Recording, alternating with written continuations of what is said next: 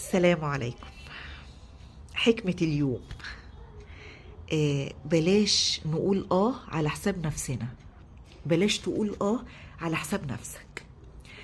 بلاش تقول عشان ترضي اللي قدامك. ما تقولش حاضر وتنفذ حاجة ضد رغبتك، لان هتلاقي نفسك انت اللي بتتعب في الاخر، واحتمال والله اعلم ما تبقاش مشكور بعد كده. اعمل الحاجة اللي تريحك، اعمل الحاجة اللي انت شايفها صح من غير ما تضر حد، بس ما تضرش نفسك برضو.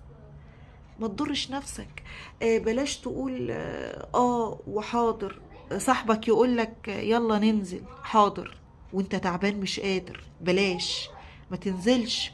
قول، اتكلم بكل صراحة، انا مش قادر. حد يقولك تعالى اعمل الحاجة دي وانت مش قادر، لا مش هينفع ان انا اعملها لان انا مش قادر، او لان الحاجة دي غلط. مش هعملها، وبكل ذوق وبكل احترام، من غير ما نغلط في حد او نسيء لحد. الا طبعا لو في حاجات كده بتبقى خواطر لناس غالية علينا، احنا بنحاول نعملها. بتبقى برا ليهم، سواء لوالدك، والدتك، اهلك، حبايبك، اخوك، اختك.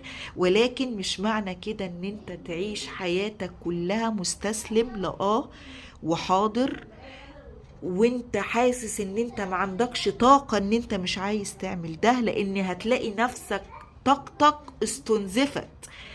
هتلاقي طاقتك خلصت، ووصلت لمرحلة ان انت ما عادش قادر لا تدي ولا تاخد ولا تعمل اي حاجة، وهتلاقي نفسك انت اللي خسران في الاخر.